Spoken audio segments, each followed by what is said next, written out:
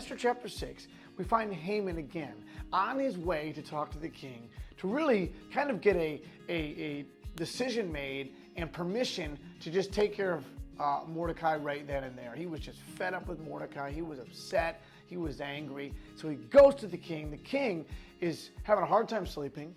So the king is sitting there, and his scribe, whatever you want to call it, is reading through the events of his life, really, and that's putting him to sleep. So as he's sitting there and listening to really this scribe read what's going on and what's happened, he comes to the story and remembers that Mordecai had saved his life. He says, man, did we ever do anything for that guy? And they hadn't. And Haman comes in, he says, king. The king says, hey, before you say anything, I would ask you a question. And he says, what should be done for the man whom the king delighteth to honor? And he was really saying, hey, we got to take care of Mordecai. I mean, he was really nice. He saved my life. We should do something. Well, Haman automatically assumes that he's talking about him. Pride. He says, well, who would the king want to honor more than me? I mean, we're talking about me here. I'm the best there is. Look who I am. I'm the right-hand man. I'm having dinner with the king and queen. I'm the guy he's got to be talking about. So Haman gets this whole list of all the things he would love to happen to him. Oh, give him the king's garments and put a crown on his head and have a parade for him and have him ride the king's horse and have someone lead the way and say, this is the man who the king wants to honor. And that would be a great idea. And Haman's thinking that he's going to get all this. And then the king says, do all that for Mordecai. I want you to be the one to lead the way. Oh man, isn't that, I think it's hilarious. I think it's great. Well, here's the thing. Pride, just like for Haman, puts us in situations that we don't want to be in.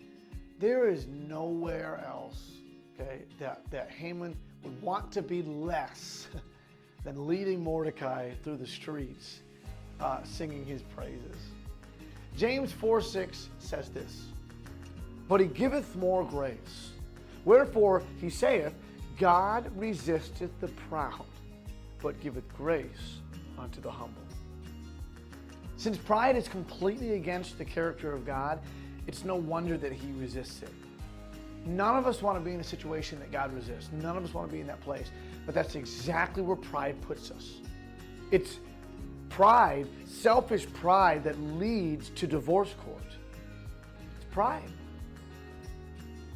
It's prideful arrogance that leaves us alone. No one wants to be around us. We can't seem to make good friends because of arrogance, because of pride. That's pride. Pride leaves us in chains of addiction, that love of self, chains of addiction. It's what keeps us there. It's pride that puts us in situations that we don't want to be in.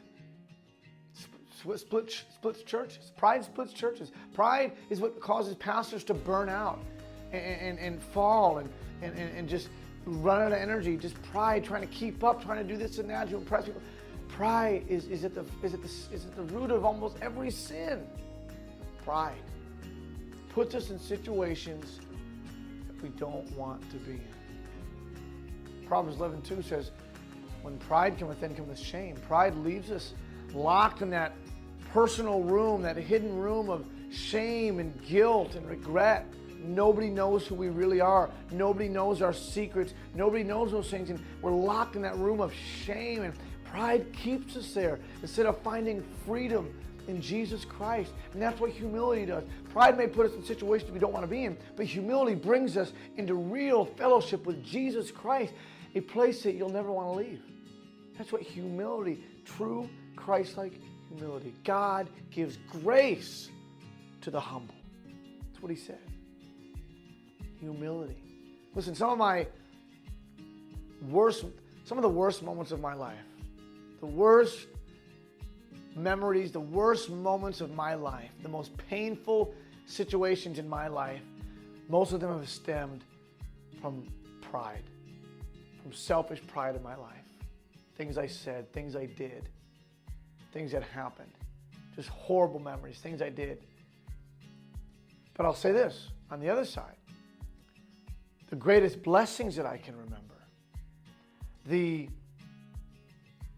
best moments of my life, albeit painful, But the most dynamic changes that God did in me, the blessed feeling of freedom in Jesus Christ, those times in my life, they stemmed from moments of painful humility.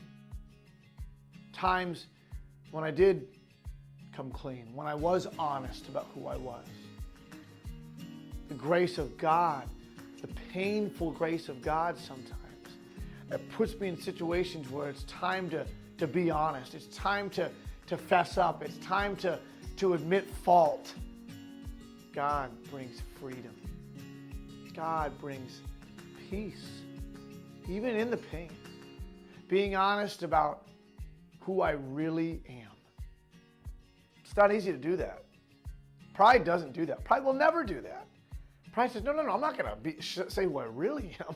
Man, I have to keep up this facade. I have to keep up this reputation. I have to keep impressing people. They can't know that about me.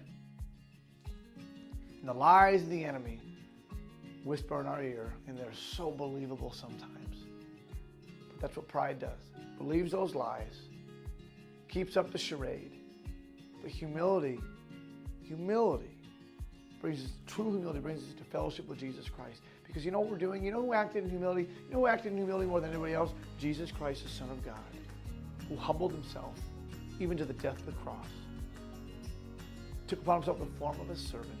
Jesus, the picture of humility. So when we step into true humility, humility brings death of some kind, like it did for the Lord Jesus Christ. And in our life, humility brings death of maybe our reputation that we built up. It may bring death of ourselves, dying to self, but it's the kind of death that brings new life. Listen, pride puts us in situations we don't want to be in, but humility brings us into real fellowship with Jesus Christ, a place that we'll never want to leave. Don't you want to be in that place?